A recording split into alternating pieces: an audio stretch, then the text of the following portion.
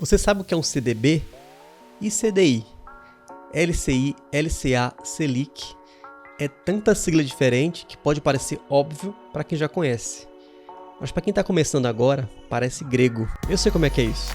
A partir de hoje, você vai entender tudo de forma rápida e descomplicada. Vem comigo. Fala pessoal, aqui quem fala é o Marcelo Paixão, criador do canal. E aqui a gente fala tudo sobre finanças e investimentos. E hoje é dia do básico. Então vamos primeiro falar de CDB. CDB é a sigla para Certificado de Depósito Bancário. E é quando você empresta dinheiro para o banco e recebe juros por isso. É exatamente o contrário do que aconteceria se você pedisse um empréstimo ao banco. Aliás, quando você investe em um CDB num banco, o que você acha que o banco faz com esse dinheiro que você investiu nele? Na outra ponta, ele empresta para outra pessoa. Obviamente, recebendo mais juros do que o que ele vai te pagar. E sempre que a gente fala de investimento, a gente tem que falar de taxa. Você vai investir no CDB de que taxa? E é nesse contexto que entra o CDI. O CDI vem de Certificado de Depósito Interbancário, ou seja, entre bancos. Para a gente, é simplesmente uma taxa. Em termos bancários, essa é a taxa que os bancos emprestam dinheiro entre si durante o dia para equilibrar o caixa deles. Porque eles têm que encerrar o dia com saldo positivo. Aí quando eles têm mais saque do que esse depósito, eles pegam emprestado de outro banco. Essa taxa que eles se emprestam é o chamado CDI. O que importa para a gente é que essa taxa baliza vários tipos de investimento, como o CDB, por exemplo. Então, um CDB que rende 100% do CDI, quer dizer que ele vai render 100%, ou seja, exatamente a mesma taxa do CDI. Já se for um CDB de 110% do CDI, ele vai render 110% do CDI, e por aí vai. E quanto vale o CDI? O CDI acompanha muito de perto a taxa Selic. Dá para você considerar na prática que ele é sempre 0,10 pontos percentuais a menos que a Selic. Se a Selic definida está em 10%, o CDI seria 9,90%, por exemplo. Mas o que seria essa taxa Selic? Selic vem da sigla Sistema Especial de Liquidação e Custódia. Para a gente é um palavrão aleatório, mas quer dizer basicamente a taxa básica de juros da economia. Tá, mas qual é o valor da taxa Selic e quem define quanto ela vai ser? Ela é definida a cada 45 dias pelo Copom, outra sigla, Comitê de Política Monetária. O Copom é um órgão do Banco Central. Então, se a Selic é definida a cada 45 dias, temos no ano 8 reuniões do Copom. Aliás, com exceção, o presidente do Banco Central pode convocar uma reunião extraordinária, em caso de alterações bruscas ou algo muito relevante que aconteça no cenário macroeconômico. Tá, o Copom se reúne, mas como é que eles decidem qual vai ser a taxa de juros? O objetivo principal do ajuste na taxa Selic é cumprir a meta de inflação. E aí o Copom se reúne por 2 dias. No primeiro, eles assistem apresentações sobre a economia brasileira e mundial.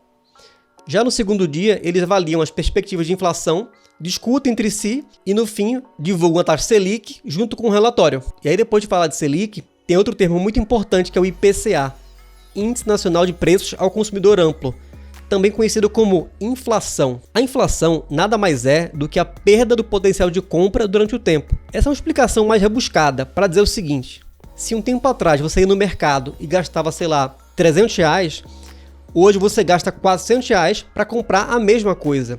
Simples assim, isso é inflação. Tudo vai ficando mais caro. Combustível, aluguel, arroz, feijão, roupa. E aí, a velocidade com que o preço aumenta é o que a gente chama de inflação. Como curiosidade, eu vou até mostrar aqui um post meu no Instagram. Inclusive, para você que não me segue, já procura por lá, ó, @omarcelopaixão. Eu coloco conteúdo desse tipo lá todo dia. Dá uma olhadinha aqui, ó. Sempre que sai um número novo de inflação, eu faço um post aqui e divulgo comentando. Vale a pena acompanhar. E tem esse outro post aqui que fala sobre o real, a nossa moeda, que foi criada em 1994. Desde a criação, que foi em julho de 94, até maio de 2023, R$100 desvalorizaram e valem somente 12,86. Desvalorização gigantesca. E é por isso que guardar dinheiro debaixo do colchão é uma péssima ideia. Voltando para investimento. Depois de falar de CDB, o mais comum seria o LCI e LCA.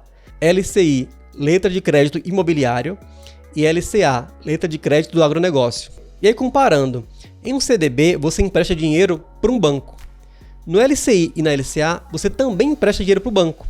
Só que nesse dinheiro ele tem por obrigação usar o recurso para a iniciativa do setor imobiliário, no caso da LCI, ou do agronegócio, no caso da LCA. A diferença para o CDB, basicamente, é que eles são isentos de imposto de renda, ou seja, você não vai pagar imposto de renda no lucro desses investimentos. Aí você pensa, então eu vou investir somente em LCI e LCA, porque não tem imposto de renda, e vai render mais que o CDB, né? Não necessariamente. O problema é que você não é o único que pensou nisso. O mercado ele se regula.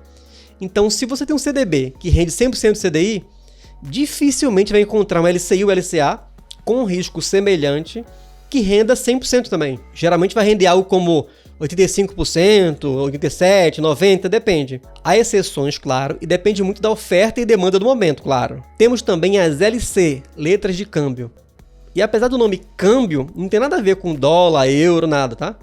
É uma espécie de CDB, bem entre aspas, que o destino do dinheiro não é um banco, é uma financeira. Então, teoricamente, existe mais risco aqui. Você assume junto o risco de inadimplência de uma financeira, já que um banco tem mais capacidade para te pagar, né? E é bom falar o seguinte, todo investimento falado até agora é garantido pelo FGC. FGC, Fundo Garantidor de Crédito. Primeiro, é importante falar que o FGC não é do governo, tá? É uma instituição privada sem fins lucrativos. Ele é mantido pelos próprios bancos que contribuem com dinheiro, claro, para deixar o sistema mais seguro. Aí quando algum banco ou financeira quebra, o FGC faz uma intervenção no banco e remunera os investidores em até 250 mil por CPF e por instituição financeira. É importante ver a regra disso. Eu vou repetir. Há um limite de 250 mil por CPF, por instituição e até 1 milhão em todo o sistema. Esse limite de 1 milhão, ele também dura 4 anos, ou seja, se você usou parte desse limite, ele abaixa e só vai restaurar após 4 anos. Então assim, se você tem, por exemplo, 300 mil reais investido em algum desses produtos, é extremamente recomendável que você separe os valores entre diferentes emissores, para ficar dentro do limite do FGC. Não coloca tudo num banco só. Mas importante, e se o banco quebrar? Quanto tempo eu demoro para receber o dinheiro na prática? Olha, o FGC ele fala que são 10, 15 dias, mas na prática o que acontece é isso aqui, ó. Vê na tela. Considerando o histórico recente, desde 2020 mais ou menos, demorou pouco mais de um mês para se pagar, em média. Olhando para um período mais longo, a gente tem casos de alguns meses, 4, 5, aí já é meio complicado. E é complicado principalmente porque assim, durante o período entre a quebra do banco e o pagamento para você, o seu dinheiro não rende mais, tá? Ou seja, não é muito interessante ficar pegando CDB de banco bucha para ganhar alguns porcentos aqui e acolá, tá? Pelo menos é a minha opinião. Se o FGC não conseguir cobrir em caso de um possível rombo, por exemplo, como é que você faz? Ele é privado, né? O governo, em tese, não vai cobrir o rombo. Então é um risco que existe. E aqui eu falo em tese porque assim, sei lá, se um banco gigantesco como Itaú, Bradesco, sei lá, quebrar, é porque o país já tá em frangalhos, né? Então talvez o governo salve ou tenha que salvar, não sei. Eu sei que é muito difícil isso acontecer, mas impossível não. Quando quebra, por exemplo, o BRK, o Portocred, o CHB, que quebraram recentemente, o FGC cobre tranquilo. Mas se quebrar um banco médio, um banco grande, eu vou te falar, o FGC ele não tem dinheiro suficiente para cobrir isso. Mas beleza, saindo desses investimentos que são garantidos pelo FGC, a gente tem outros 3 que vale a pena mencionar. Os CRIs, CRAs e debentures, ou CRI, CRA e debenture. CRIs são certificados de recebíveis imobiliários, CRA são certificados de recebíveis do agronegócio, parece muito com os LCI e LCA, né? Só que neles você emprestava para um banco, e nisso o FGC garantia. Já nos CRI e CRA, você empresta direto para as empresas, e não tem garantia do FGC. E também não cobra imposto de renda nesses títulos. E além desses 2, tem as debentures. Como é que funciona? Banco ou financeira, eles podem emitir CDBs para captar recurso, mas outras empresas que não são financeiras não podem fazer isso. Para isso, as empresas podem emitir debentures, que são títulos de crédito que elas emitem e são negociados no mercado de capitais. Eu acho que isso já dá um apanhado geral das siglas para quem está começando a investir.